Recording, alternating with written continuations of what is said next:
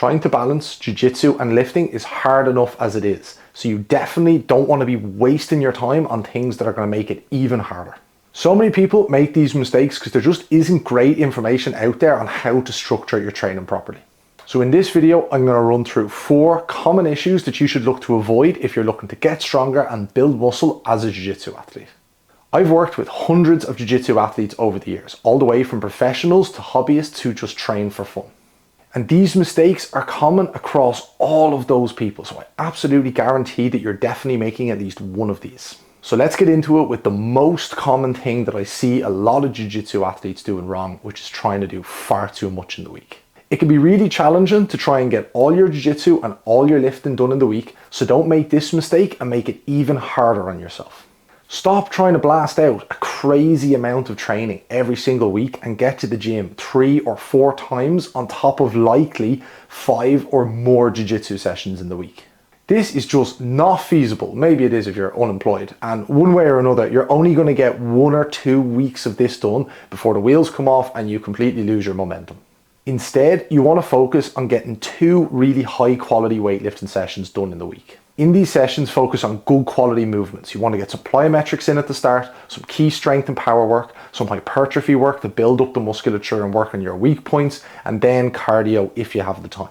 Don't try to max out too frequently or go really heavy on things, and definitely don't try to follow some powerlifting or bodybuilding program that was not designed for you to be doing jiu-jitsu alongside it.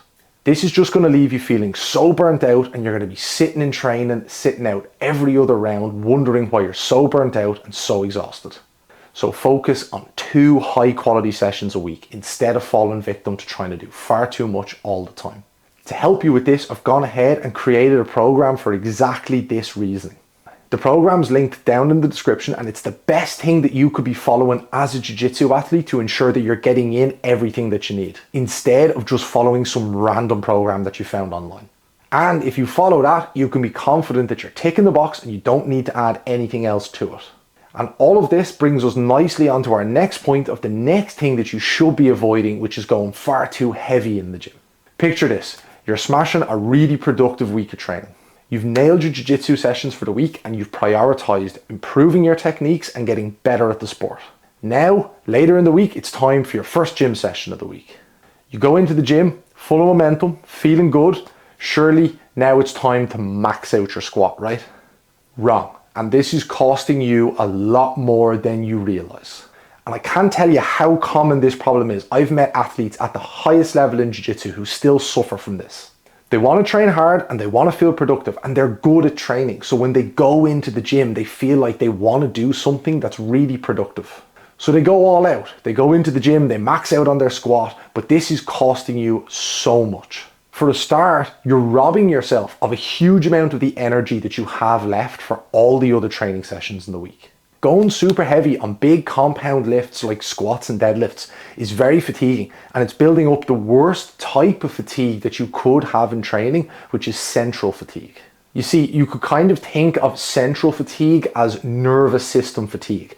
And this is one of the things that you build up quite a lot of when you do something that's really neurologically intensive, like a max effort squat or a max effort deadlift.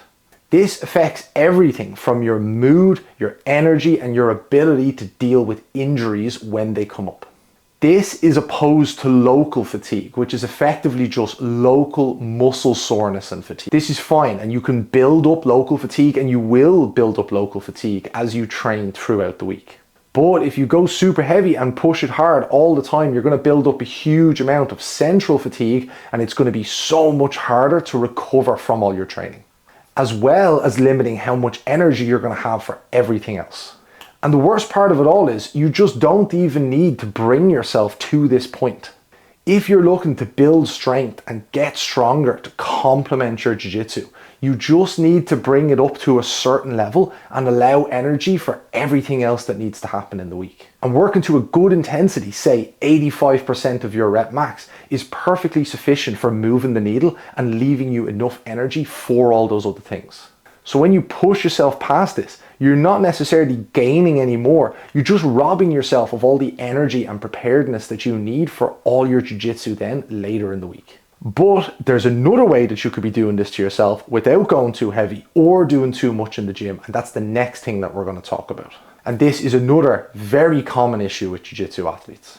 And that's existing in a permanent calorie deficit all the time. Look, I get it. You're busy. You've got a busy job, a career, a family that needs looking after at home, and you're trying to get all your jiu-jitsu and all your lifting in on top of that as well. So sometimes when you're on the go and you're as busy as you are, nutrition and food tend to take a back seat. This could be a huge reason that you're feeling fatigued in those later rounds on the mats. If you're not fueling your body properly for jiu-jitsu, you are missing a massive piece of the puzzle. Jiu-jitsu is a really energy intensive sport, so you need that energy availability to get through those hard rounds, be productive in those hard rounds at the end of the day, having done everything else in the day. And this is also one of the big reasons that jiu-jitsu athletes struggle to get stronger and build muscle while training jiu-jitsu all the time. You're likely just not eating enough to be able to train hard in the gym and in jiu-jitsu, recover properly from all that training, and then have a surplus of energy left to then grow from all the lifting. And that's why it's so important to fuel yourself properly. You want to make sure you're getting enough calories in. You want to be making sure that you're getting enough carbohydrates in for energy and enough protein to recover from all the training that you're doing. And if you find yourself doing a lot of training, but you're just unable to push through those later rounds, or you feel constantly fatigued, this could be a massive thing you're doing wrong and definitely something to look out for. But maybe you are fueling properly. Maybe you are getting to the gym all the time and you're pushing yourself appropriately, you're getting your jiu-jitsu done, but now we're going to talk about the last problem that a lot of people get wrong, which is going to be program hopping. We all get shiny object syndrome, especially in jiu-jitsu. Oh, this sweep isn't working, this takedown isn't working. Instead of working on it, I'm just going to try this new one instead. Or maybe I'll go for that leg lock that I saw loads of people working in the class the other day. We'll always get pulled towards the new shiny object that prevents us from putting the work into solving our current frustration.